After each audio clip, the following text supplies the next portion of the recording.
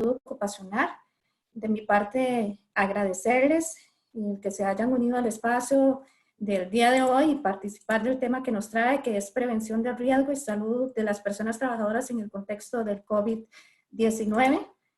Agradecer también por este medio a Marianela de la Universidad Nacional, al programa de maestría en salud ocupacional UNETEC, programa de salud, trabajo y ambiente en América Central Saltra, y al Instituto Regional de Estudios en Sustancias Tóxicas, quienes se han unido con el Consejo de Salud Ocupacional esta semana para poder llevarles a cabo diversos temas de interés. Hoy nos trae y nos conmemora una fecha muy importante para los profesionales y quienes trabajan en el campo de la seguridad y salud en el trabajo, porque es el Día Mundial de la Seguridad y Salud en el Trabajo.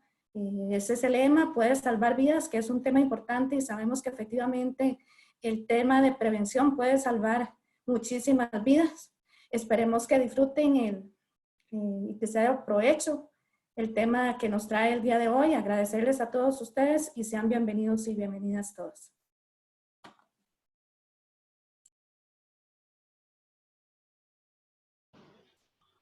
Buenos días. Mónica, así, por favor, Sí, Mónica. acá estoy.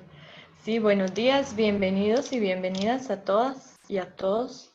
Mi nombre es Mónica Money Barrantes, trabajo para la Secretaría Técnica del Consejo de Salud Ocupacional y el día de hoy les voy a colaborar haciendo la introducción a este webinar e indicándoles algunas consideraciones generales que debemos de incluir en este webinar.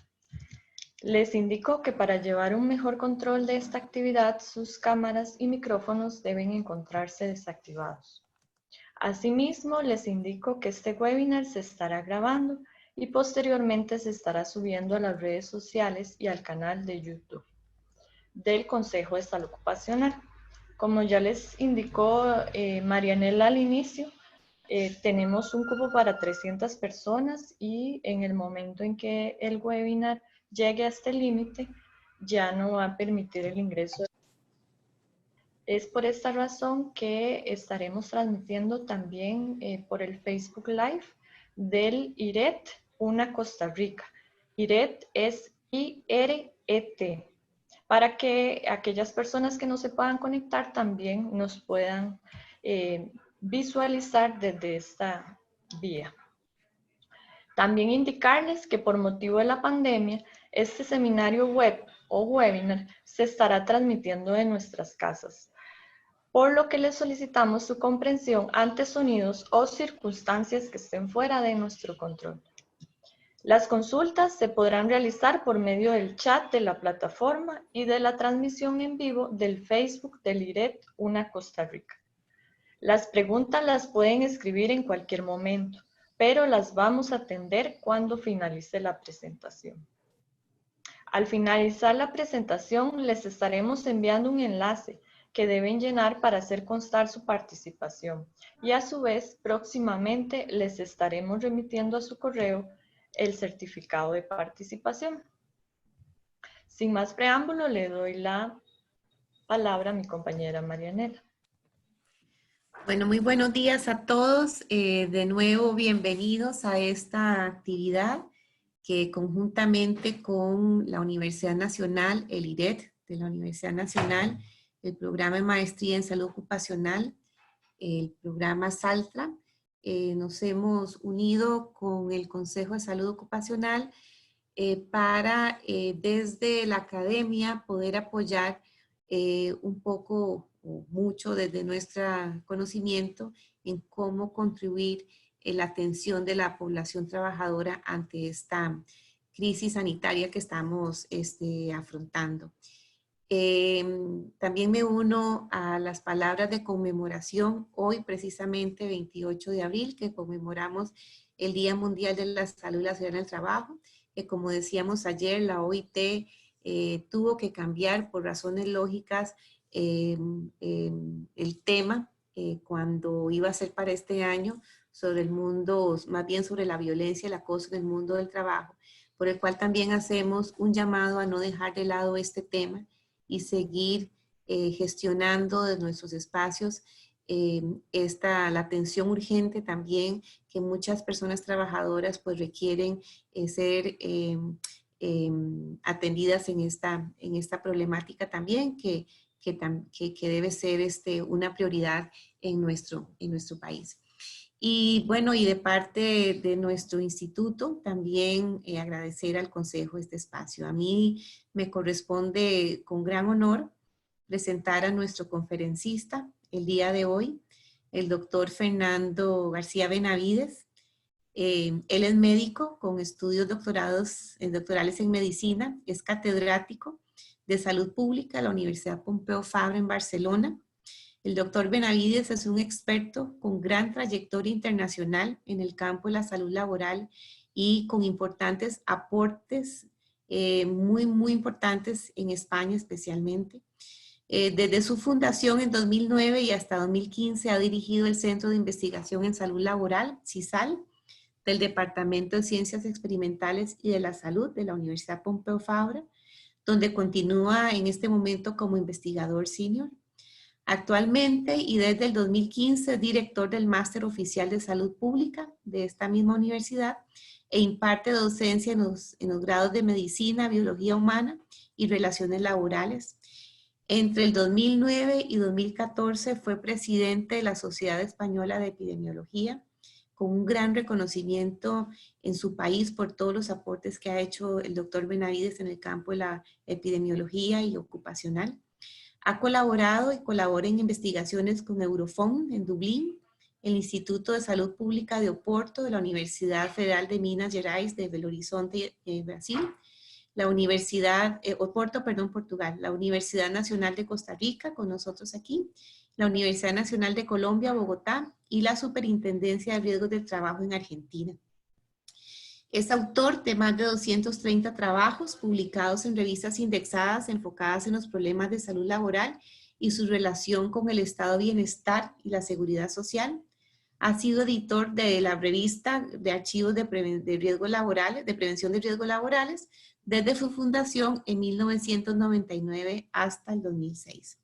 Además, el doctor Benavides es cofundador de la red Ecotes, que es la red de encuestas de condiciones de empleo, trabajo y salud, que es una iniciativa en la cual participan más de 10 países con académicos y responsables de instituciones de desarrollar las encuestas de condiciones de trabajo y salud como estadísticas para la promoción de política pública.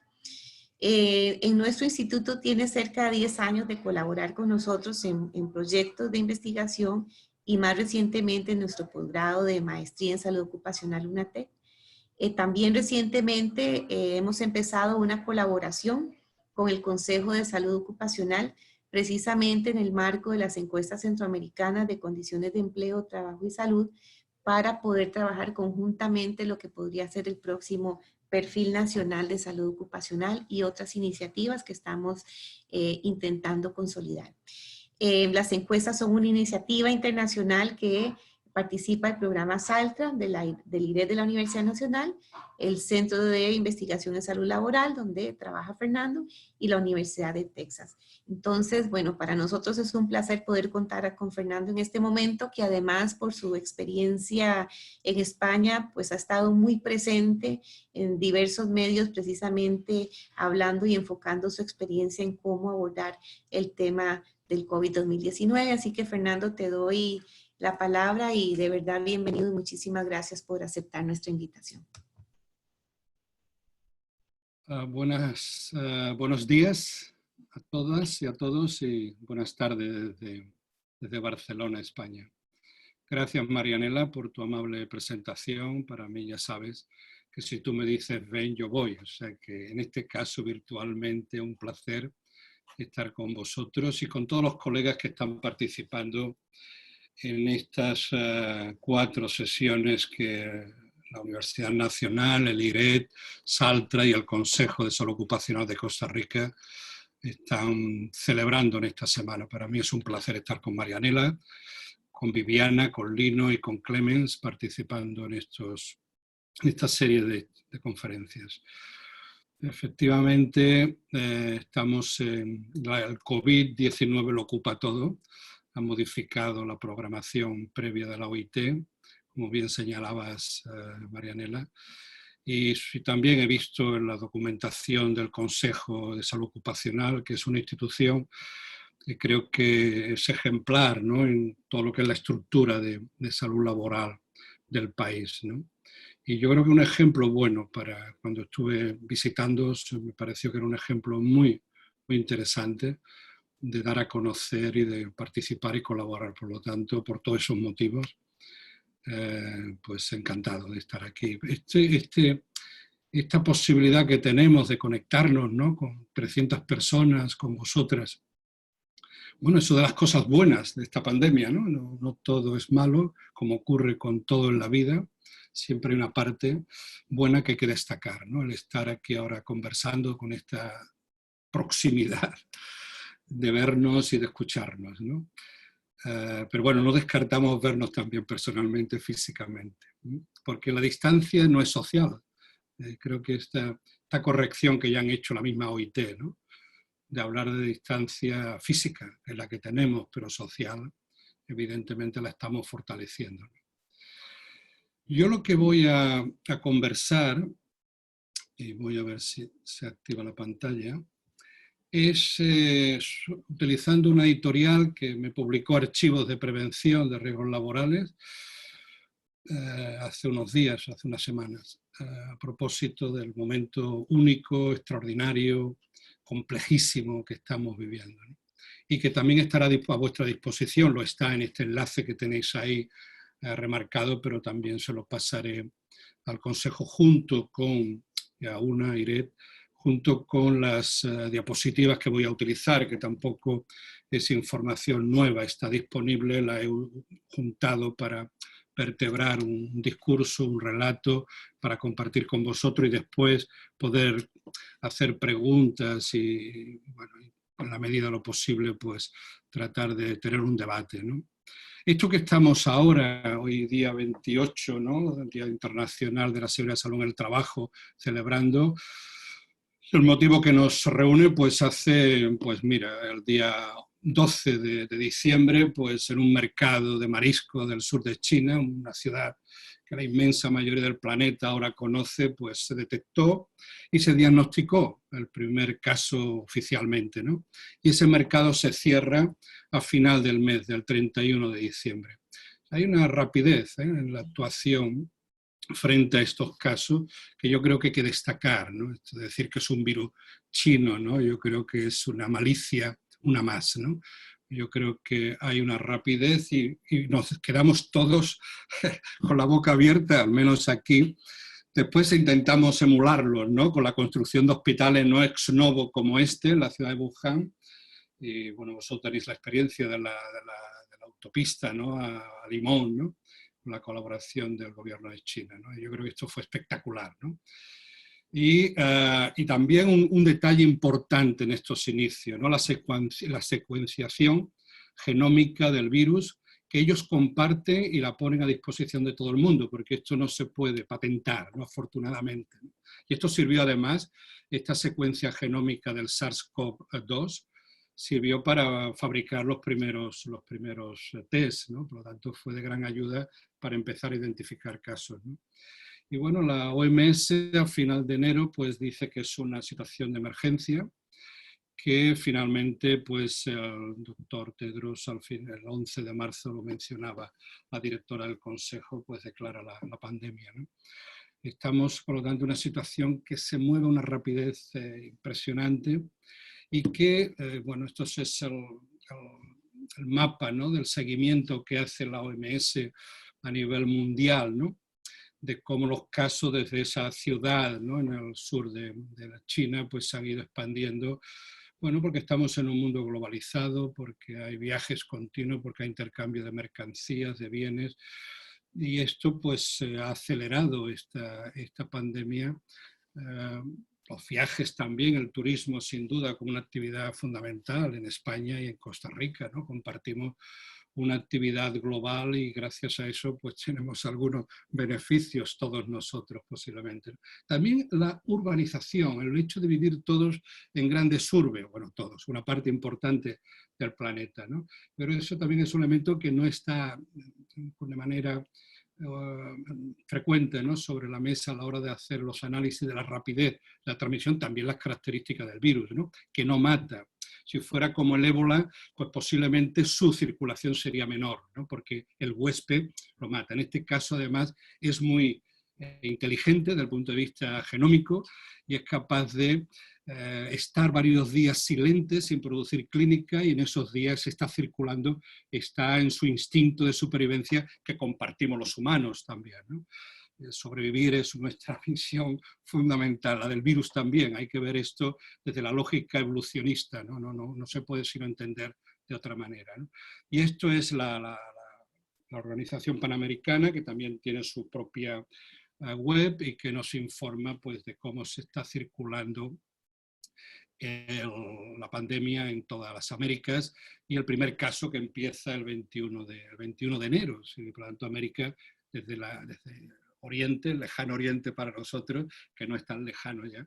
Y posiblemente esa lejanía mental impidió que nos hiciéramos cargo de la importancia de lo que se estaba produciendo, parecía algo lejano, al menos para Europa, saltó a Irán como saltó, fue circulando la ruta de la seda, y pasó después de una manera muy, muy agresiva a Italia y España, de los países que más lo está padeciendo, ¿no? Antes lo veíamos en la web de la OMS, y esta es la web.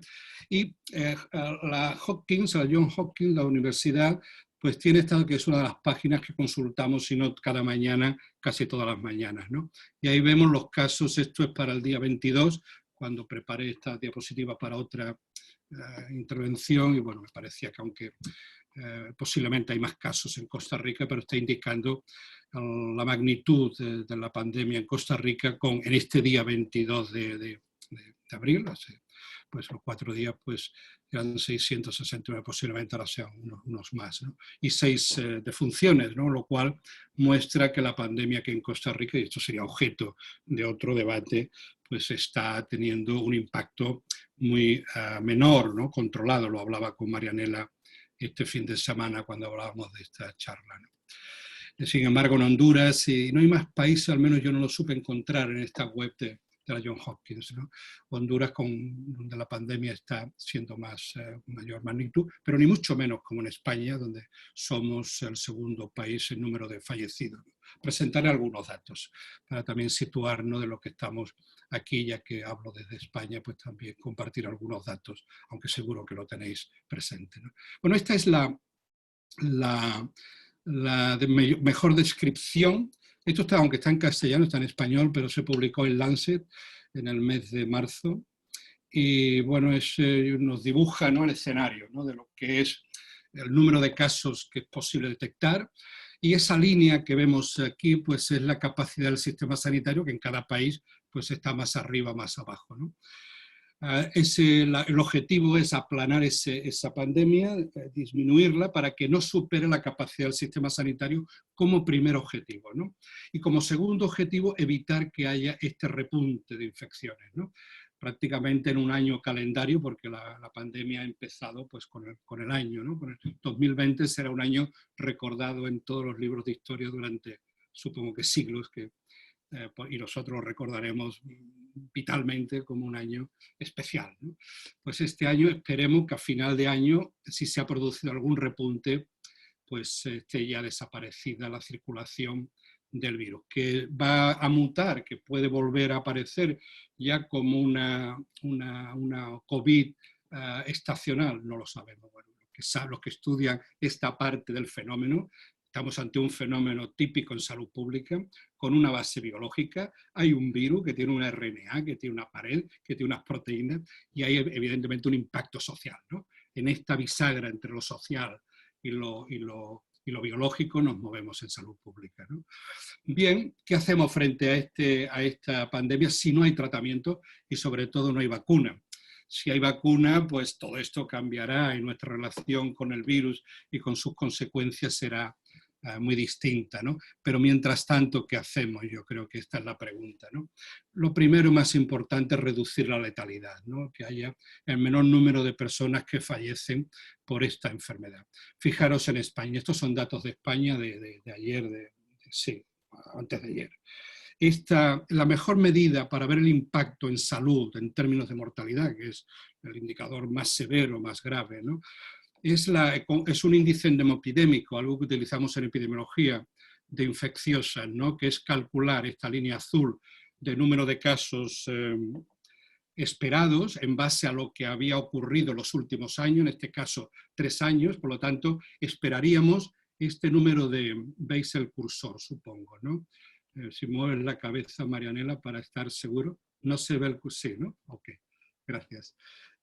Esta línea azul es el número de casos esperados y esta línea quebrada, esto es un intervalo de confianza de lo esperado, y esta línea quebrada es lo que se está observando en estos meses anteriores, en este tiempo anterior al momento en que aparece la pandemia. Cuando aparece la pandemia, fijaros, esta es la mortalidad que ha tenido lugar, independiente del diagnóstico, porque aquí hay un problema de diagnóstico, de test, de certificación médica, pero es difícil ocultar un fallecido, ¿no? Por lo tanto, una persona que ha muerto, ¿no? Están las funerarias que van a registrar este fallecimiento. Estos son el total de fallecidos. Esto el New York Times, ayer lunes, el New York Times se abría con que España era el país y mostraba gráficos parecidos. Estos son gráficos oficiales del Ministerio de Sanidad de España, ¿no? La cantidad de fallecidos que ha habido, que está habiendo, ahora ya ha caído la curva, afortunadamente, ha habido en España, ¿no?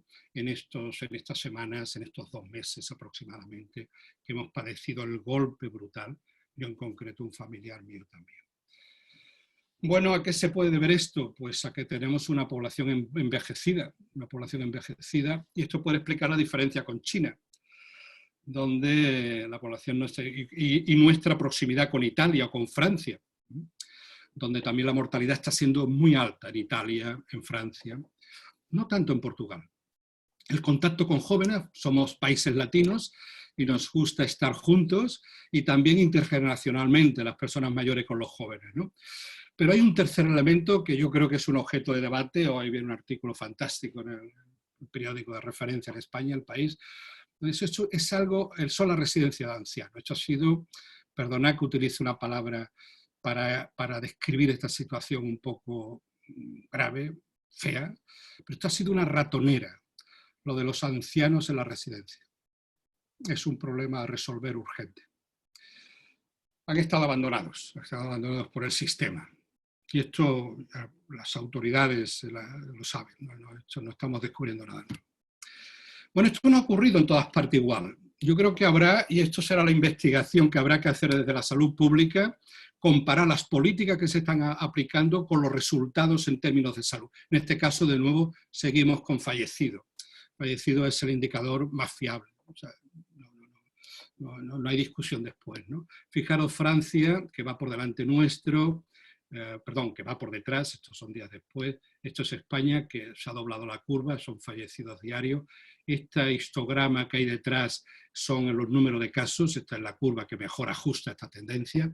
Fijaros Italia, todavía ha costado llegar a doblar la curva, aplanarla, pero fijaros Alemania, ¿no? Quería compartir con vosotros estos primeros indicios, ¿no?, de lo que será un campo de debate social, político y de investigación.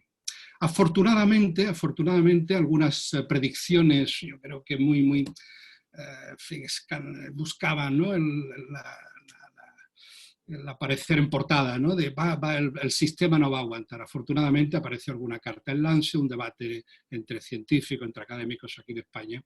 Afortunadamente no se ha producido esa superación. El sistema sanitario ha aguantado a pesar de esta cantidad de fallecimientos. Una parte importante ha ocurrido fuera del sistema sanitario en la residencia, pero también En Alemania una de las razones que puede explicar esto es también la existencia de unidades de cuidados intensivos suficientes, respiradores, etc. Fijaros en China, que ya va por delante, o sea, ya aplanó la curva en cuanto a mortalidad y también casos incidentes, y Corea del Sur, ¿no? Cómo va la curva, ¿no? Esta es una gráfica realmente impactante, ¿no? En salud pública, en epidemiología, nos gustan las gráficas y esto lo discutimos mucho con Marianela, con Douglas, con todo el equipo con Lino, con todo el equipo de Saltra, ¿no?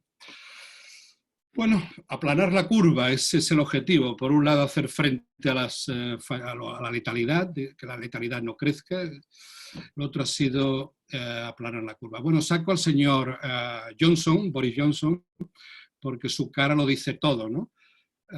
Después de padecer la enfermedad y estar en una unidad de cuidados intensivos, y al salir agradecer a los dos enfermeros, uno portugués y otro iraní, que lo habían cuidado en el hospital del National Health Service, ¿no? Él proponía, junto con otros, que hacer frente a la pandemia era dejar que el virus circulara.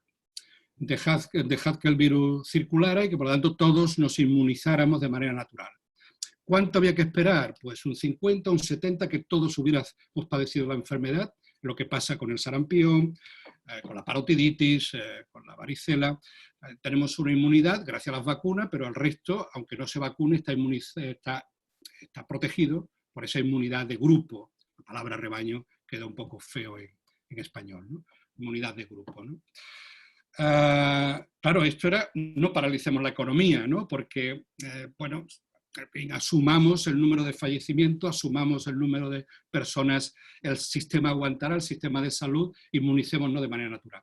Esto fue un experimento natural. Este crucero, el Diamond Prince, fue un crucero que estaba por el Pacífico y que había unas 3.000 personas y que brotó la epidemia, hubo una infección, un contagio y las personas quedaron aisladas. Eran 3.711 pasajeros en concreto, ¿no? Hubo un 17% de infectados. Es verdad que esto es un experimento, es como si se hubiera preparado, pero no se preparó y se puede observar, ¿no? Y esto es información que circula en la web y que está disponible para todo el mundo y que está verificada, ¿no?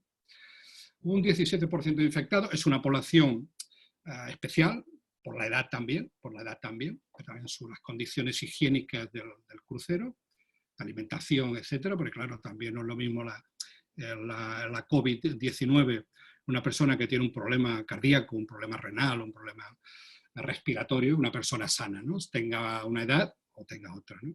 De hecho, ¿qué pasa con los niños, con los jóvenes? Bien, lo importante aquí es ese número del 2%, el 2% de letalidad. Es decir, en Costa Rica, 5 millones de personas, dejamos hacer estas políticas, laissez-faire, habría 100.000 muertes. En España 1 millón de muertes. Ha habido 20.000, no es despreciable, ¿no?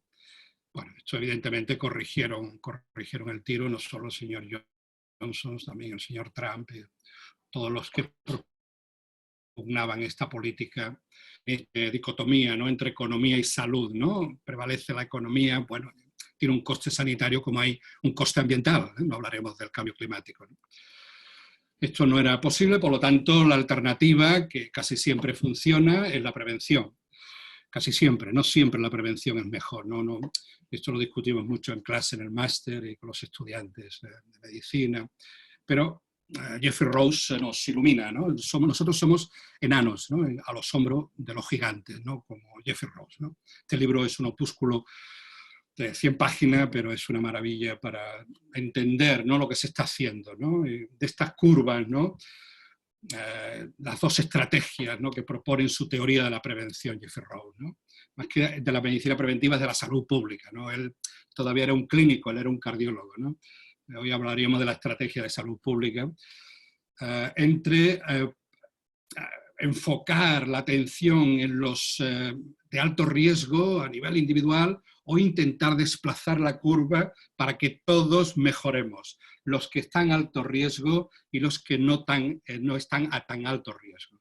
los que fuman 30 cigarrillos como los que no fumamos, pero podemos estar expuestos los que fuman, los que circulamos a 80 kilómetros por hora o a 70 y los que circulan a 120. Tratemos de desplazar y que todo el mundo, pues nadie circule a más de 120 o a más de 100, ¿no? O sea, hagamos una estrategia, la estrategia de alto riesgo o la estrategia poblacional, ¿no? Y esto es lo que se ha hecho. Esto es lo que se ha hecho de manera consciente e inconsciente, pero Jeffrey Rose nos sirve para buscar una taxonomía. Se están publicando ya artículos, el otro día lo compartíamos en la red de COTES que antes también mencionaba Marianela, ¿no? Una estrategia individual de alto riesgo, pues identificar y aislar los casos y los contactos, ¿no? Especialmente en trabajadores de actividades esenciales, porque sin ellos no sería posible la estrategia poblacional. Esto es una discusión muy fuerte en España, ¿no? Y especialmente en Cataluña, ¿no? O sea, la estrategia poblacional solo es posible quedarnos en casa, el confinamiento. En estos momentos aproximadamente, estos son siempre estimaciones, estamos en casa, como ustedes y como yo, 4.000 millones de habitantes del planeta. Esto no había ocurrido nunca, ¿no? En parte podemos estar porque tenemos esta maravilla que es Internet, ¿no? La tecnología también cuenta, ¿no? Y además cierre de lugares públicos. O sea, yo no podría tomar un café para leer mi periódico el sábado por la mañana. Para mí eso no lo hubiera aceptado hace 2 semanas. Bien, es una broma, ¿no? Pero las empresas no esenciales han parado, la metalúrgica, el automóvil tan importante en España, ¿no? O la agricultura o el turismo. Los hoteles, los aviones, se han cerrado. Pero para que esto sea posible, esta estrategia poblacional, la estrategia individual es necesaria. La combinación de ambas estrategias es la clave. Y esto Jeffrey Rose lo tiene. No son excluyentes. Un abordaje individual y un abordaje poblacional, ¿no? Y bueno, esto es España, por comunidades autónomas, Madrid, Cataluña, como las que han tenido también por la concentración de habitantes, Andalucía, por contrario, no, aunque tiene la comunidad autónoma de más habitantes, 8,5 millones, frente a los 7,5 de Cataluña o los 6 de 5 y algo de Madrid, ¿no? Entonces la curva también, en casos, estos ya son casos confirmados, cuando digo casos confirmados son casos que se le ha hecho una prueba PCR, por lo tanto se ha detectado específicamente antígenos, parte del ARN del virus, y cómo se va cayendo la variación de casos. Fijaros, esto es 26 de abril, aquí estamos también el 26 de abril, esto hace 2 días, cómo la curva se ha aplanado gracias a combinación de estrategia poblacional y estrategia individual en prevención, ¿no? Y esto es lo que vemos también todavía aquí, lo he bajado esta mañana, en Colombia, en México, bueno, aquí está en España también para comparación de... Estos no son días, estos son los días para... Esto en epidemiología lo hacemos, aunque en tiempo calendario son tiempos distintos, nosotros empezamos antes que vosotros, pero para hacer el análisis, compararlo, nos vamos y nos ponemos todo al inicio, ¿no? En este caso el inicio son el día que había 100 casos declarados, ¿no? Y tomando ese día como el día primero de ese seguimiento, España está por encima. Fijaros aquí que esto es Brasil.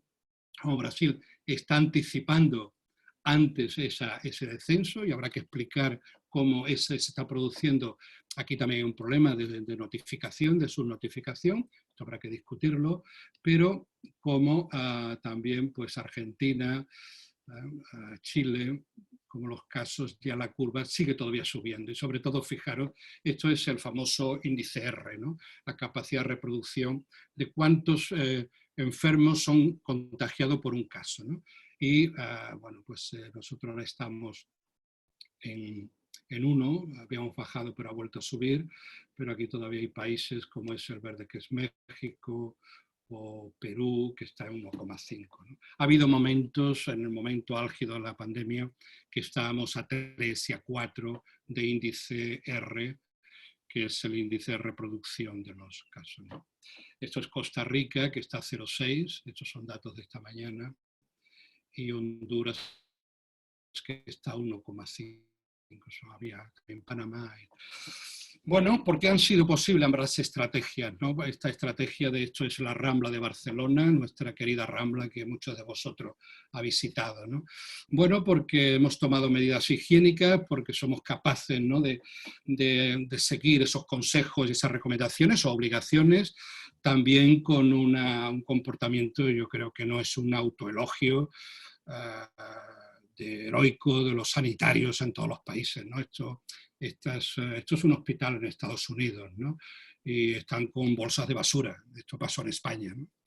Estos son bolsas de basura utilizadas para protegerse, ¿no? Y el drama en algunos casos de algunas personas concretas, ¿no? Bueno, esta combinación de medidas de confinamiento, de medidas individuales, bueno, es que yo creo que los servicios de prevención, los servicios de salud ocupacional son clave, han sido clave, ¿no? Y aún ahora tienen que serlo más. Ahora tienen que serlo más en el momento en que iniciamos el desconfinamiento, ¿no? En que tratamos de retornar, de volver a la normalidad, ¿no? Me preguntan, ¿no?, los periodistas, me preguntan los colegas, leo, busco, ¿no? Los test hay que utilizarlo de manera masiva, ¿no? Bueno, los test rápidos no, porque su fiabilidad es muy baja. Y para utilizar los PCR o los test de los serológicos, ¿no?, para buscar anticuerpos si ya estamos inmunizados, hace falta, es un coste alto, hace falta una infraestructura. Un hotel allá en Puerto Viejo, pues no tiene infraestructura para hacer este tipo de análisis, ¿no?, serológico de laboratorio. Yo insisto, medidas de distancia física, no social. 2 metros si no tenemos medidas de equipos de protección individual. La higiene individual, el toser, el lavarnos las manos, los equipos, evidentemente, las mascarillas, los guantes. Y algo muy importante, que las personas tengan derecho, en el caso de ser contacto aislado, a unos ingresos mínimos. Y aquí la economía informal, los trabajadores informales sufren más que los que tenemos un contrato y tenemos un seguro social. Estas son las medidas que en este caso es el seguro social, ¿no? Pero estas son medidas de distancia física, higiene individual, equipos de protección que deben de adoptar las empresas esenciales y las que ahora se empiecen a reabrir con el retorno a la vuelta a la normalidad. No sé cuál será esa normalidad, nadie lo sabe, ¿no? Esta tiene que ser escalonada. Estamos ahora, en estos momentos, veo algún mensaje que me llega, ¿no? Está hablando el presidente del gobierno español para plantear cómo se va a escalonar, ¿no?, por el territorio y por sectores. Yo creo que el territorio es importante, las provincias, pero posiblemente el sector, la actividad económica e incluso la empresa. A partir de ahora, y esto lo hemos visto también en China, ¿no?, a partir de ahora es posible que haya rebrotes, pero que puedan ser, si tenemos buenos servicios de epidemiología de campo, podemos aislarlo a través del estudio de casos y controles y establecer ahí una cuarentena para que esas empresas o esa ciudad o ese barrio o ese municipio quede aislado durante los 14 días. Los 14 días es el tiempo que tarda nuestro organismo, si no hay ninguna complicación, en eliminar de manera activa, con ayuda a veces de algún tratamiento, que son inespecíficos, ¿no?, pues la hidroxiquinina, ¿no?, y algún otro antivírico, pero que no son específicos, ¿no?, pero bueno, que están funcionando, ¿no? Mantener esa distancia física, la identificación de casos, mantener el teletrabajo. Yo creo que las universidades, los estadios de fútbol, los conciertos, las actividades de fútbol o de otros deporte, evidentemente, esto tienen que ser pospuesto. Ese debate hay mucha tensión porque también hay intereses económicos, pero creo que aquí, si alguien sale reforzado de esta pandemia como institución, es el Estado. La necesidad de Estados fuertes que sean capaces de hacer frente a crisis sanitarias como esta, ¿no?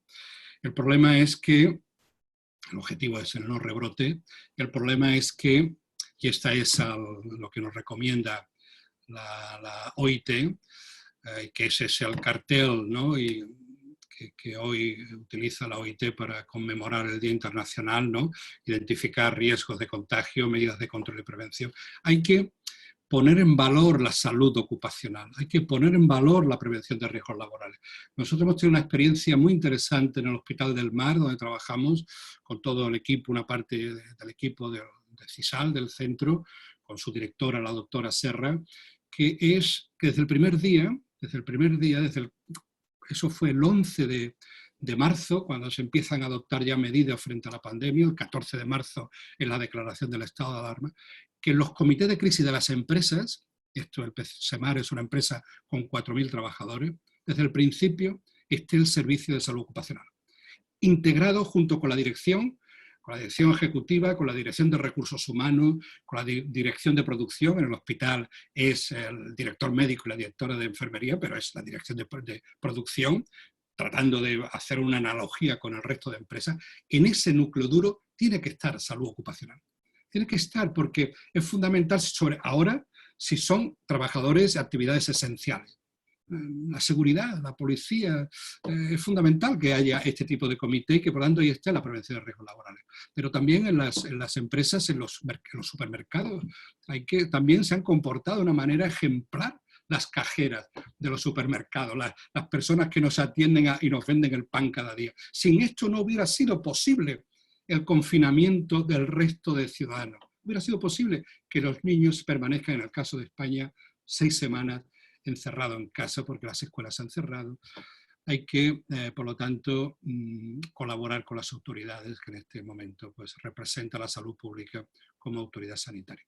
El problema, con esto voy acabando, es que a esta crisis sanitaria le sigue una crisis económica y social.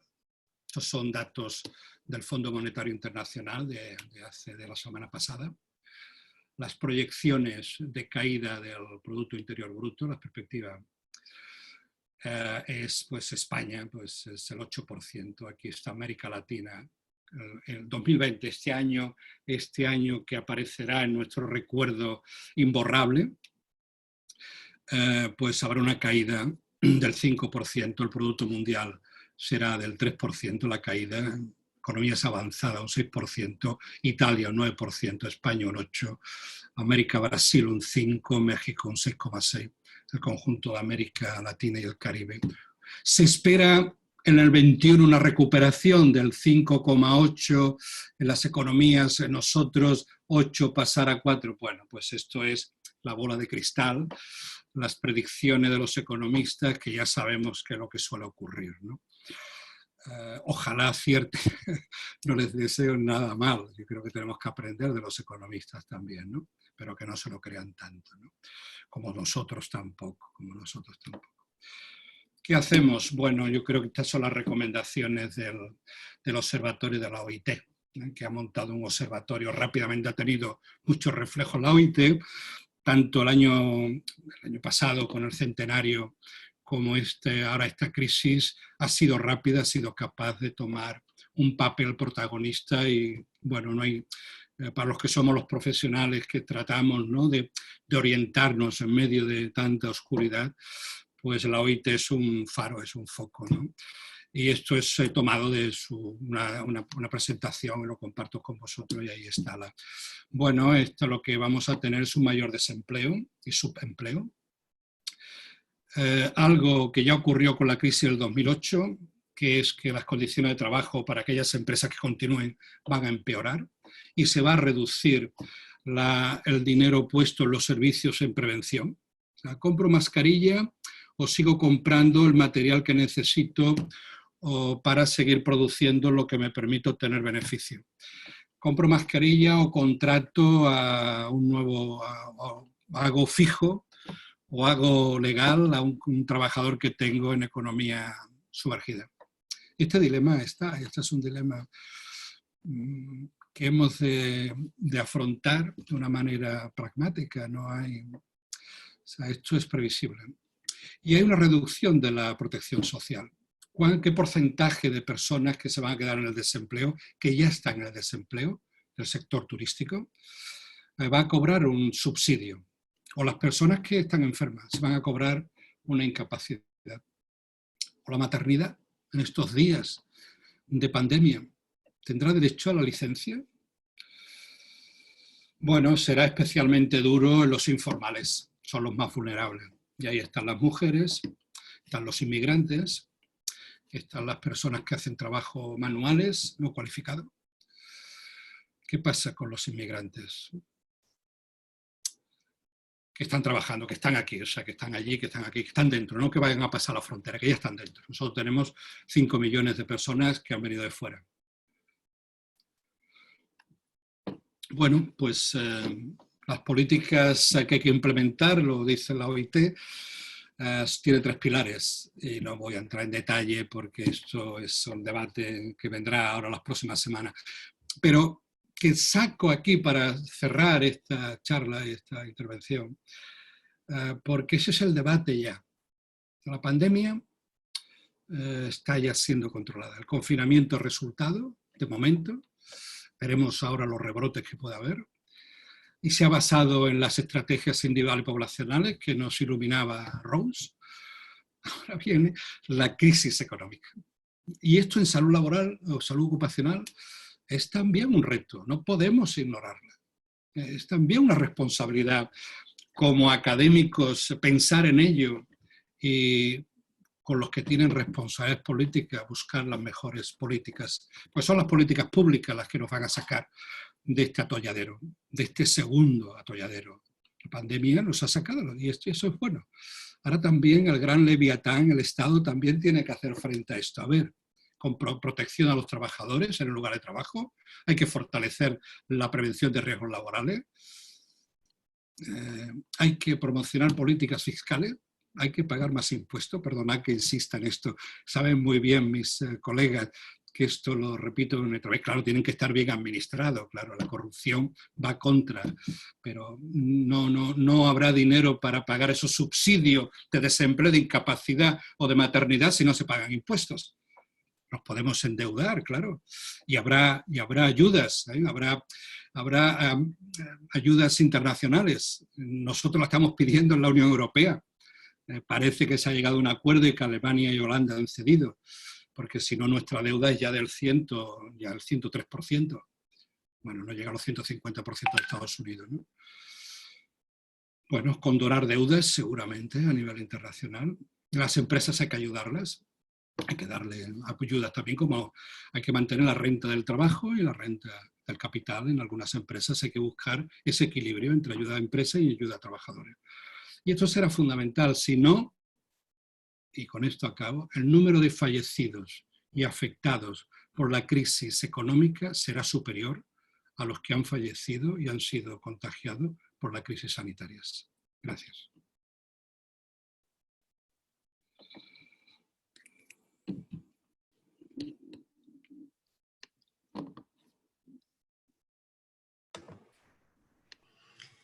Bueno, muchas gracias, Fernando, por esta presentación. Siempre muy importante poder darle esa mirada a la salud pública, ¿verdad? Y efectivamente, desde tu experiencia en los temas precisamente de estado de bienestar y de derecho, ¿verdad? Ver exactamente cómo impacta esto, digamos, a nivel global. Me encantó la frase con la cual usted ha iniciado y que efectivamente esto de alguna manera pues nos pone a todos en una situación de vulnerabilidad, pero hay que verlo de esta forma. La distancia no es social, ha sido física, ¿verdad?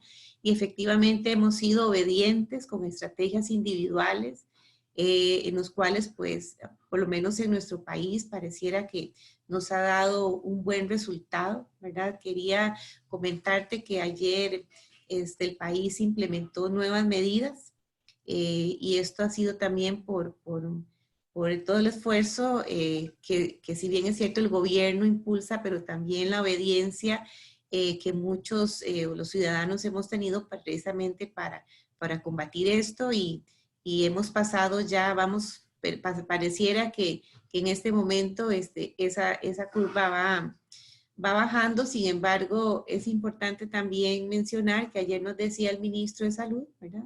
Que no quiere decir que ya porque la curva baje vamos a seguir en la vida de antes, ¿verdad? Es decir, es un es un retorno muy paulatino, van a haber un tiempo de unos días para precisamente probar algunas estrategias, pero si que efectivamente no hacemos caso, a julio del 2020 los casos nuestros pueden superar los 40 y pico de mil o los 50 y pico de mil, no lo recuerdo, quizás alguien quiera hacer el comentario, pero que efectivamente tiene que ver con obediencia. Y yo creo que también de alguna manera el estar separado físicamente, pero también yo creo que nos ha vuelto un poco más solidarios, más humanos, intentar estar más en contacto con las personas, ¿verdad? Y efectivamente el mundo va a cambiar en todo sentido, ¿verdad? Y es cierto, quizá digamos en otras magnitudes, en otros, obviamente en otro contexto, pues nuestro país también se verá afectado en su economía, ¿verdad? Y en lo social, en la recuperación sobre todo de mejores condiciones de empleo para muchas personas que efectivamente en este momento lo han perdido, ¿verdad? Pero que confiamos pues que en esa recuperación, que no sé cuánto tiempo, pero que bueno, que tengamos un poco de esperanza que vamos a poder retornar en algún momento de manera positiva. Vamos a ver, bueno, tengo aquí varios comentarios. Bueno, me disculpa si yo no lo escuché bien, Fernando, pero no sé si vos te referiste en algún momento a alguien sobre, hablaste algo sobre el efecto rebaño. Bueno, sobre la inmunidad de sí, grupo. ¿podrías explicar un poco sobre eso? Lo preguntan. Ajá. Sí, es el porcentaje de población que es inmune a una enfermedad, que cuando se alcanza ese porcentaje, el resto hasta 100% ya está protegido, porque ya el virus deja de circular. Por ejemplo, para el sarampión, que nos vacunamos de manera obligatoria a todos los niños, bueno, hay todo un grupo antivacuna, pero esto ya es otro debate. Aunque haya niños que no se vacunen, pero si llegamos al 80% de niños vacunados, el sarampión deja de circular. Ese es el efecto de la inmunidad de grupo. La traducción literal del inglés rebaño queda un poco feo en español, ¿no? Entonces, inmunidad de grupo. ¿Cuál es la inmunidad de grupo frente al COVID? Bueno, al SARS-CoV-2, porque hay que diferenciar entre el virus y la enfermedad. La enfermedad es la COVID-19, el virus es el SARS-CoV-2, porque hay otros virus SARS que ya han circulado. No todo el mundo que está infectado tiene la enfermedad. De hecho, el 80% de los infectados no desarrollan la enfermedad. Esto ya lo hemos visto en China, en Irán, en Italia, en España, en Estados Unidos, en Inglaterra y seguramente también en países latinoamericanos. O sea, la mayoría de las personas no desarrollan la enfermedad. Esto hay que entender, o sea, si queremos hacer políticas públicas, tenemos que entender también el virus, porque si no, no hay que entender también de biología. Esto se lo digo también a mis estudiantes. No es posible la salud pública, la salud ocupacional, si no tenemos unos conocimientos básicos en este caso, de los problemas de un infarto, de un cáncer, o en este caso, de un virus. Pero esto es aprovechando que el río pasa por Heredia. Hay una pregunta de una persona que participa que dice, ¿será posible que a partir de esta nueva condición en la que se vive, el teletrabajo debe convertirse en un mecanismo de trabajo diario, casi obligatorio, en el caso de que la actividad lo permita? Yo creo que todos los indicios, y el otro día leí un artículo de Manuel Castells, que es un investigador, un sociólogo que estuvo muchos años en Berkeley y en los años 80 escribió 3 volúmenes sobre eso, la sociedad de la información, que ahora es ministro de universidades en España, pero yo creo que su mérito sobre todo es ese. Él escribió un artículo en la prensa, una columna que tiene cada sábado, desde antes y la mantiene ahora como ministro. Decía que esta utilización de la red, que ya estaba ahí, se ha acelerado exponencialmente. Y por lo tanto, muchas cosas que estamos haciendo ya a distancia, como esta conferencia, como esta reunión, como este debate, mejorarán los sistemas y se seguirán haciendo con más intensidad. Esto es una, en fin, perdonadme, es una maravilla para mí, a mi edad, tener esta experiencia, ¿no? Que agradezco mucho, especialmente a Marianela, ¿no? Estar con 300, o ahora en este momento 296 personas, ¿no? Pudiendo, bueno, el intercambio es reducido y esto lo siento, pero también con 300 personas en un salón de acto tampoco habría una relación directa, ¿no? Tampoco, o sea que...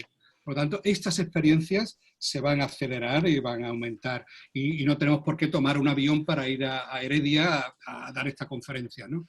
Creo que eso lo agradecemos todos, ¿no? En fin, yo aprovecharía para ir allá donde sabe Marianela que me gusta, pero tampoco pasa nada. Yo creo que ya habrá otras oportunidades. Hay mucho trabajo que quedará el teletrabajo. Nosotros estamos manteniendo las clases y vosotros también, me consta, y en todos los países las clases en la universidad se han mantenido mucha actividad.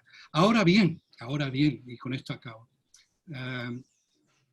claro, este lugar de trabajo donde estoy yo ahora, pues estoy trabajando, Marianela también, y el resto de vosotros, tiene unas condiciones determinadas de iluminación, de temperatura, de humedad, de ergonomía de la silla, de tensión, de horarios, de jornada, que hay que regular, cuidado. O sea, esta transición al teletrabajo hay que hacerla con la participación de los trabajadores, con la negociación con los sindicatos y las empresas, si no, volveremos a una explotación invisible, porque no lo veremos. Estamos además en casa, con lo cual se produce un conflicto que aquí ya creó problemas, bueno, y también con las empleadas de hogar, porque el domicilio es inviolable, pero hay una trabajadora, el patrono es el propietario de la casa o la propietaria.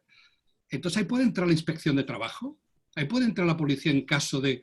Ahí hay un conflicto de derechos, que hay que ver cómo se resuelve. ¿Quién va a verificar o si hay una denuncia? ¿Nos convertimos todos en autónomos, en propietario, en cuentapropista? Aquí hay, esto sí que el impacto, podemos empezar a hablar y a especular sobre situaciones, pero se vislumbra. Yo creo que ahí al colega que me haya preguntado, por favor, estemos atentos a la OIT. La OIT está siendo, ya el año pasado yo creo que se ha renovado de una dirección muy sólida y yo creo que también toda Latinoamérica, y, bueno, y a nivel global desde Ginebra, ¿no? Esto aquí en España, ¿no? Ellos nos están indicando, aquí habrá una transformación del mercado de trabajo que, yo he hablado de dos cosas, permíteme porque me ha parecido en algún comentario que explicabas, Marianela, que van juntas, salud ocupacional y prevención de riesgos laborales. La prevención evidentemente es solo individual, la salud ocupacional es lo poblacional y ambas tienen que ir unidas. Y la salud ocupacional nos conectan con la protección social, con la seguridad social. Si no hay protección social, si no hay contrato, si no hay seguro social, la prevención de riesgos laborales deja la mitad, ¿a cuánto? ¿El 50% en Costa Rica? ¿Al 70% en Perú? He visto a algunos colegas de Perú. ¿El 50% en México? O sea, no podemos vivir como si no existiera la informalidad. Ese es el principal problema de salud ocupacional a nivel mundial, la informalidad. No es la pandemia. Fernando, hay otra pregunta que me parece muy pertinente. Bueno, nosotros, Costa Rica es un país declarado, considerado todavía en desarrollo, ¿verdad? Por tanto, el arranque en relación, en comparación con países más desarrollados, pues obviamente es distinto. Entonces, hay una persona que pregunta, ¿cuál es el mayor reto para la salud laboral a nivel de los países en desarrollo, considerando que puede pasar un año más hasta tener una vacuna? No, yo por la segunda parte, o la primera ya la he contestado en la intervención anterior. Yo creo que la vacuna la tendremos y por lo tanto la situación cambiará. Respecto a la pandemia, va muy rápido, hay grupos, 50, 60 grupos en todo el mundo con mucha financiación. Tendremos una vacuna como existe la vacuna de la gripe, ¿no? Con un nivel de eficacia alto y que nos protegerá. Yo creo que cuando tengamos la vacuna cambiará. Y después tratamiento, también hay investigación muy avanzada de tratamientos específicos, ¿no? Yo creo que entonces, y bueno, si el virus muta y se convierte en estacional, pues pues entonces tendremos una nueva vacuna, como ocurre con la gripe, una vacuna nueva. Muy bien. Hay personas que preguntan, el uso de mascarillas, bueno, Fernando, aquí en nuestro país se ha empezado a crear mascarillas en casa, hechas en tela, porque en algún momento todo eso estaba agotado, ¿verdad? Y dicen que si el uso de las mascarillas de telas hechas en casa, ¿qué tipo de protección pueden dar por la porosidad que puede tener el tipo de tela que se utiliza? No, yo no soy un especialista en mascarillas, pero creo que seguramente las intervenciones de Lino y de Clemens serán muy clarificadoras, ¿no?, en los próximos días para este tipo de dudas, ¿no? Pero las mascarillas tienen que cumplir unos criterios de seguridad para que sean efectivas. Hasta luego, Carlos, mi hijo. Es que ahora, claro, estamos en plena... Se ha acabado la intimidad cuando hacemos estas conexiones. Es Carlos. Bueno, de hecho, tenemos ahí proyectada... Perdona, que va a cocinar, permitirme esta digresión, va a cocinar para mañana, porque ahora nos hemos quedado en casa y tenemos que cocinar cada día y a comprar. Bueno, ayer hablábamos un poco sobre las condiciones extralaborales en el contexto psicosocial y cuánto esto realmente está afectando. Dice un comentario, se espera un aumento exponencial de la producción de las empresas. ¿Considera que esto puede traer afectaciones en las personas por un aumento en las jornadas o exigencia de las actividades? Claro, sí.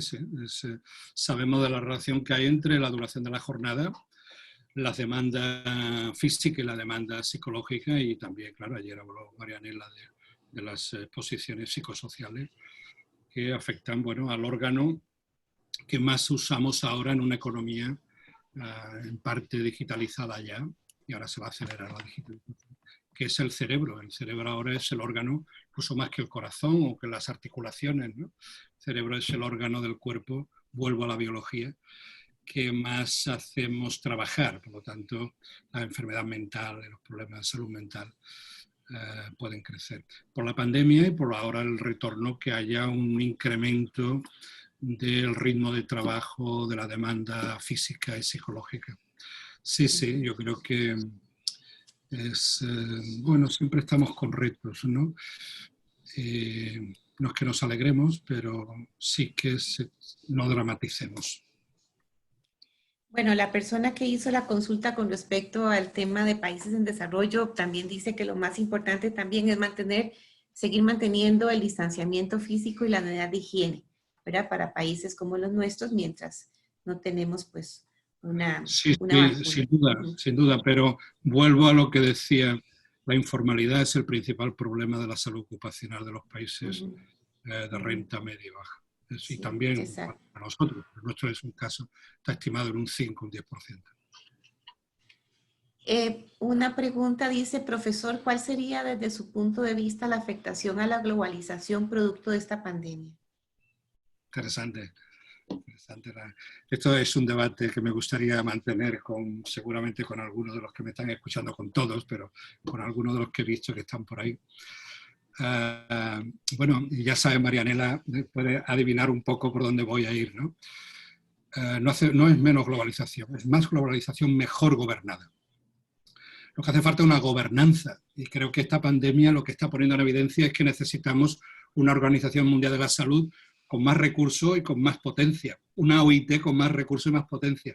Esa gobernanza global que se diseña después de la Segunda Guerra Mundial, ahora hay que rediseñarla, hay que reactualizarla, pero no para volver al nacionalismo, a las fronteras, al campanario que decimos aquí. No, es para aumentar la globalización, y Internet nos empuja, como estamos viendo ahora, ¿no?, a esta globalización, nos permite esta globalización. Ahora no harán falta tantos viajes físicos, podremos hacer estas relaciones virtuales, hace falta más globalización mejor gobernada. Será un error, desde mi punto de vista, volver a las fronteras, volver al nacionalismo, a yo me salvo, American First, o en fin, Europa First, o Alemania First, o España First, o Cataluña First. Bueno, otra pregunta que ayer también lo abordamos sobre el tema del efecto, digamos, de la exposición psicosocial, pero nos siguen preguntando ¿qué apoyo puede brindar un profesional de salud ocupacional para la salud mental en el trabajo? ¿Para la salud? Para la salud mental. Bueno, yo creo que son profesionales adecuadamente formados en ese tema. Yo creo que la que me hace esta pregunta, la que hace de traductora de esta pregunta, como es la profesora Rojas, puede decirlo mejor que yo con más propiedad, ¿no? Pero sin resumir, es la organización del trabajo. La organización del trabajo es clave. O sea, cuando pensamos en un lugar de trabajo, pensamos si hay productos tóxicos, si está bien iluminado, si hay ruido, si hay contaminación en el aire, que hay que pensar en eso. Últimamente pensamos en la silla, en la mesa y tal, en la ergonomía, la seguridad, la higiene. Todo empezó con la seguridad, después la higiene, después la ergonomía. Pero claro, la organización es fundamental. Los tiempos, la intensidad, la formación, los recursos mentales de formación. No me das un programa nuevo que no conozco y no he tenido formación, pues voy a estar estresado. Si me das una cantidad de tareas que no puedo absorber, que tengo que tomar decisiones de manera rápida, pues no tengo formación o no tengo recursos suficientes, pues voy a provocar. El estrés no es más que el mecanismo por el cual esa organización se traduce en un incremento de determinadas hormonas, porque al final lo que hay son también mecanismos biológicos que incrementan la aterosclerosis, que incrementan la producción de catecolaminas, que incrementan el ritmo cardíaco. Cuando te sudan las manos te incrementa el ritmo cardíaco. Por lo tanto, el estrés no es más que la visualización de unos mecanismos de lo social a lo biológico. Y cuando eso se hace crónico, pues tenemos un problema. Los infartos, los accidentes cerebrovasculares, pues se incrementan con el estrés. Esto ya no es una especulación, estos son datos muy sólidos. Y por lo tanto, ¿qué puede hacer un profesional? Incidir en la organización, capacitar a las personas, establecer ritmos adecuados, colaboración, equipos, para que ese trabajo se haga en unas condiciones psicosociales adecuadas. Pero bueno, seguro que ayer os explicaron muchas cosas de esto. Nos preguntan, Fernando, si conoce si en Barcelona se está haciendo algo, o en España, para prevenir los riesgos, sobre todo relacionados por la violencia y discriminación en el trabajo provocadas por el COVID. Sí, de las primeras, con el estado de alarma del 14 de marzo, que fue un real decreto ley, como llamamos aquí a las leyes que se adoptan por el gobierno sin pasar por el Parlamento. Después hay que consolidarlas, ¿no?, en el Parlamento, pero se tomaron por el gobierno. Ya se adoptó en uno de sus capítulos medidas para tratar de evitar las posibles situaciones de violencia de género en el confinamiento. Se establece una serie de medidas y de mecanismos de ayudas para sacar a las personas que son mujeres de esa situación y habilitarles, y los hijos a veces, habilitarles otro domicilio y otro lugar para residir y estar en el confinamiento. De manera específica se adoptó esas medidas desde el primer día. Aquí se ha llegado a ocupar, ¿cómo se llama la palabra? No me sale, poner a disposición de la autoridad laboral los hoteles para pacientes y también para personas de este tipo. Entonces se ha llegado al hotel, se ha dicho, esto queda requisado, llega requisado por la autoridad. Y entonces esos hoteles, pues las habitaciones se han construido hospitales dentro de los hoteles. En lugar de como China, que construyó hospitales ex novo, aquí se han hecho hospitales en hoteles. Las habitaciones se han convertido. El Hospital del Mar se ha multiplicado casi por 2 para atender. Ha sido en fin, desde el punto de vista de gestión, ha sido excelente, ¿no?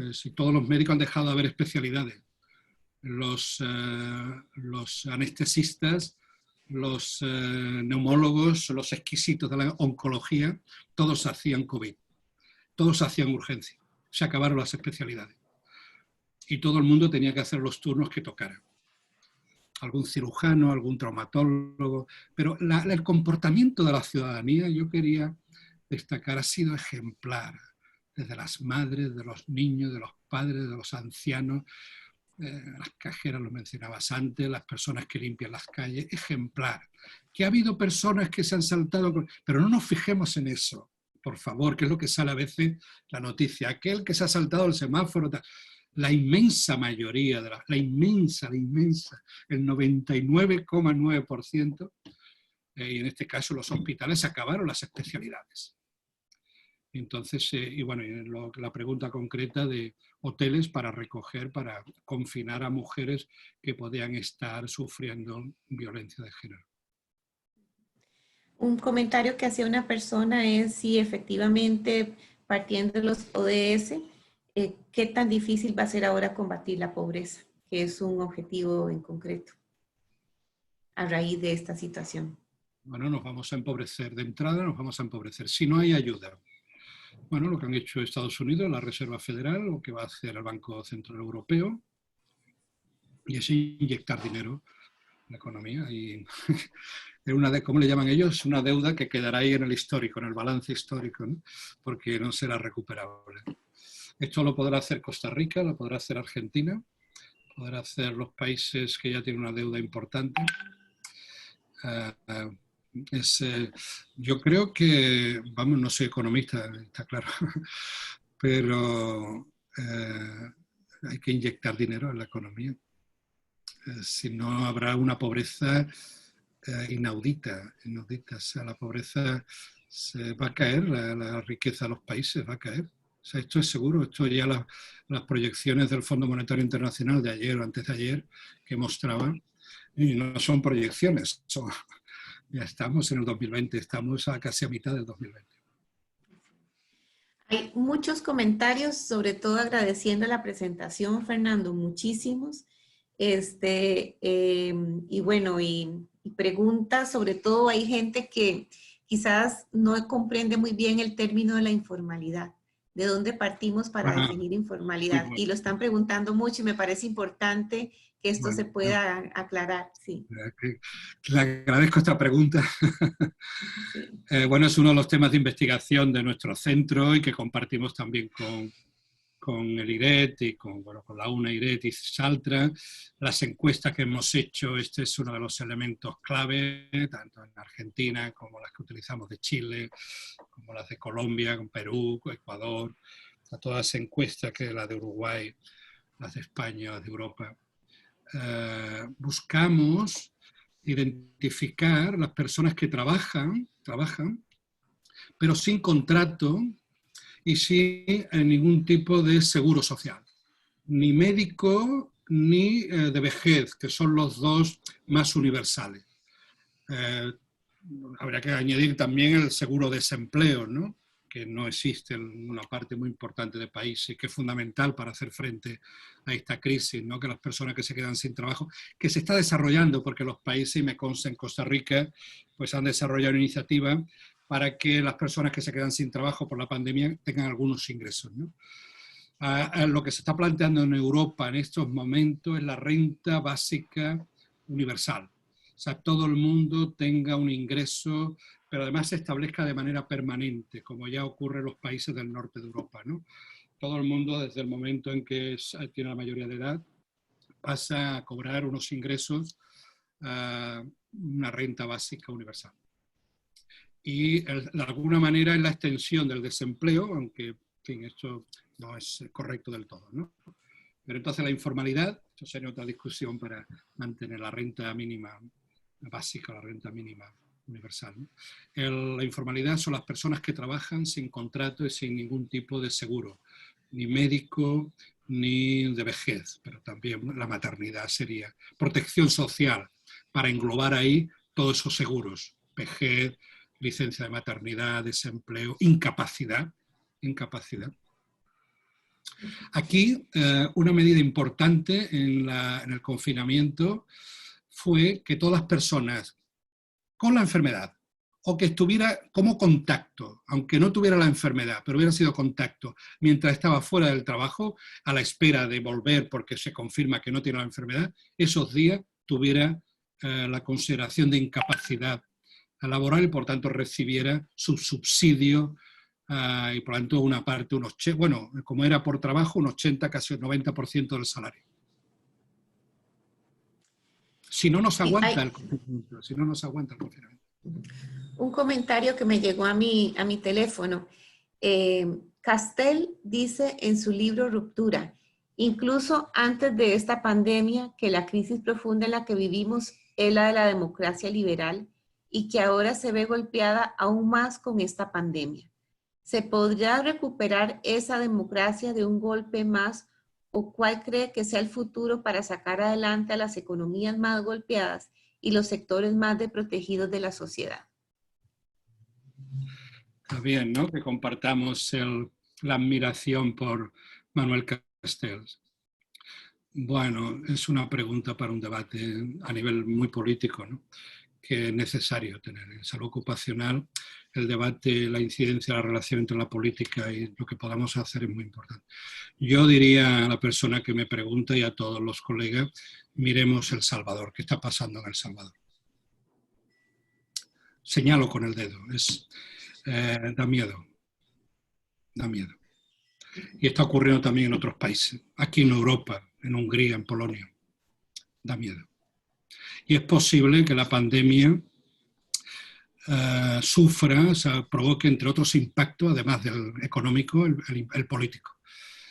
Y haya una reducción. Bueno, aquí en Cataluña se estaba proponiendo hace unas semanas, salimos en tromba una serie de especialistas en la prensa, en los medios de comunicación, porque estaba proponiendo un pasaporte inmunológico que nos identificara para poder entrar en las empresas, en los edificios públicos, nuestro estado inmunitario. Esto es el gran hermano. Y hay propuestas circulando, ¿eh? No solo en Cataluña. Eso se proponía desde el gobierno de la Generalitat. Un grupo de expertos nombrado por el gobierno de la Generalitat, para ser exacto. Una última pregunta, y yo creo que vamos cerrando porque esto está a reventar, las preguntas o los comentarios, sobre todo valorando la presentación que has hecho, Fernando. Que si la pandemia se está politizando. ¿Si la pandemia? Se está politizando. Todo es política, sí, claro. Por eso yo creo, o sea, una cosa es la política y otra cosa es el partidismo y el aprovechar desde el punto de vista electoral o para consolidar tu poder y, si es posible, ampliarlo, ¿no?, y mantenerlo sine die, ¿no? Yo creo que la perspectiva política hay que incorporarla a nuestros análisis, a nuestras propuestas,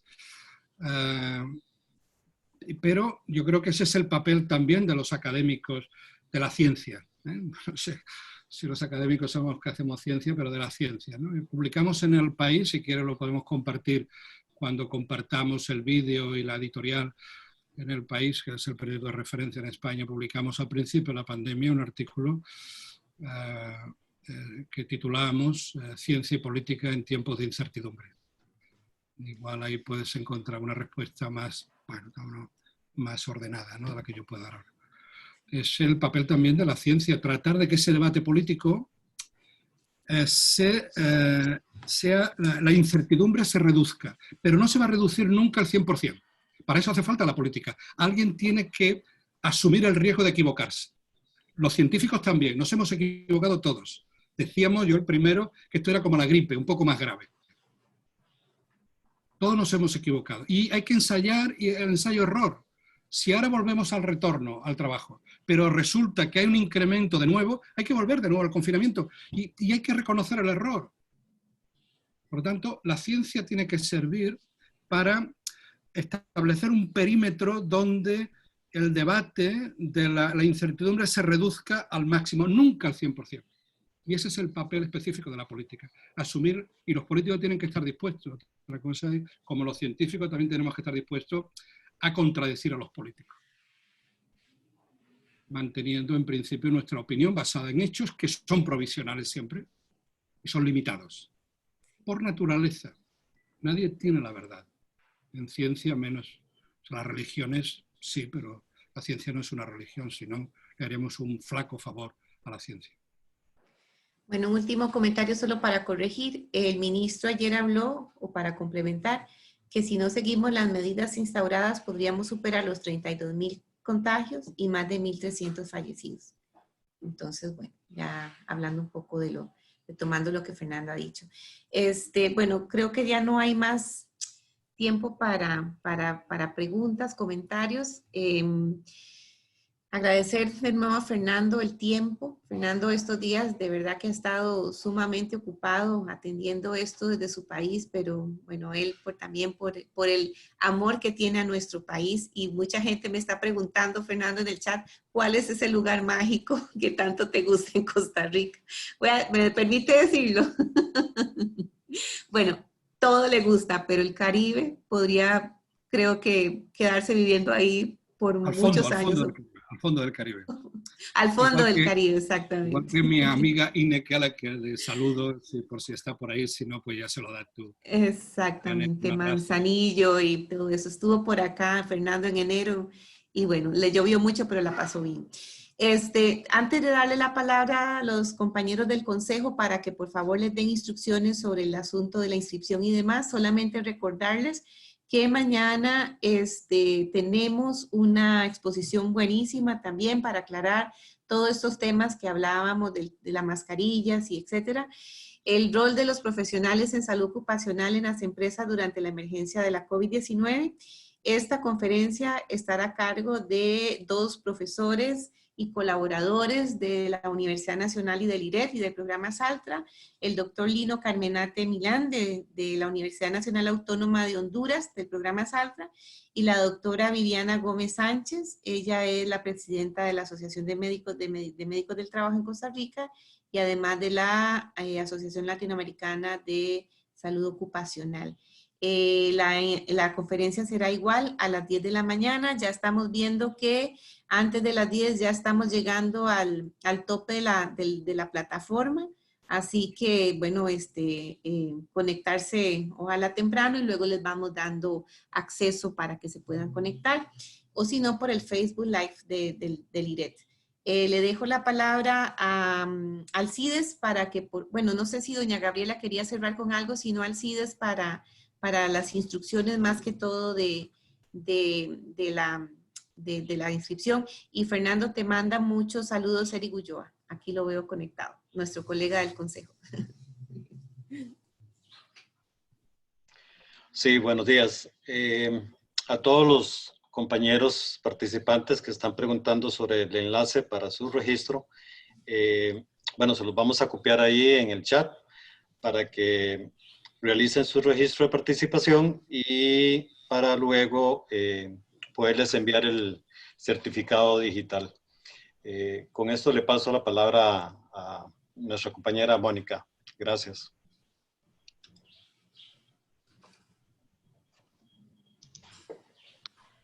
Gracias, Alcides.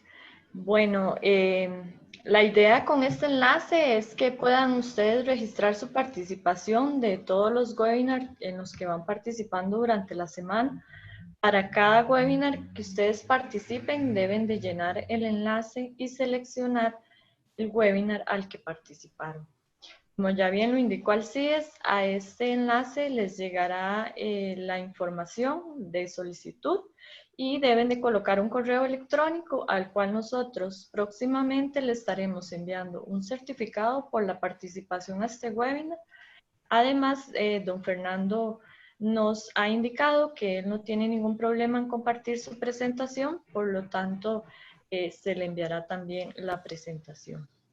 De parte del Consejo de Salud Ocupacional, agradecerle a don Fernando. Esperamos que pronto regrese a nuestro país y nos pueda retroalimentar con tanto conocimiento. Y agradecerle también a Marianela, a la Universidad Nacional y a todas las personas que han colaborado en que este webinar haya sido un éxito. De parte del Consejo estamos realizando esfuerzos para poder colaborar con todas las personas, principalmente a las personas que cumplen el rol de encargadas de las oficinas de salud ocupacional e integrantes de las comisiones de salud ocupacional, que son nuestro motor y son nuestra razón de ser en el Consejo. Así es que agradecerles a todos y a todas su participación e invitarlos e invitarlas a las próximas conferencias que estaremos realizando en estos días. Hoy por la tarde, a las 3 de la tarde, tenemos una por medio de la plataforma de la Santa Paula, que como bien ya lo indicó doña Gabriela en la apertura, es parte de lo que estamos realizando desde el Consejo, realizar alianzas con diferentes universidades. Entonces esperamos que nos acompañen para la tarde y el día de mañana, que ya también lo anunció Marianela, a las 10 de la mañana por este mismo enlace y esta misma plataforma nos acompañarán la doctora Viviana y el doctor. Además, indicarles que por la tarde también tenemos un webinar muy interesante sobre el tema de ergonomía.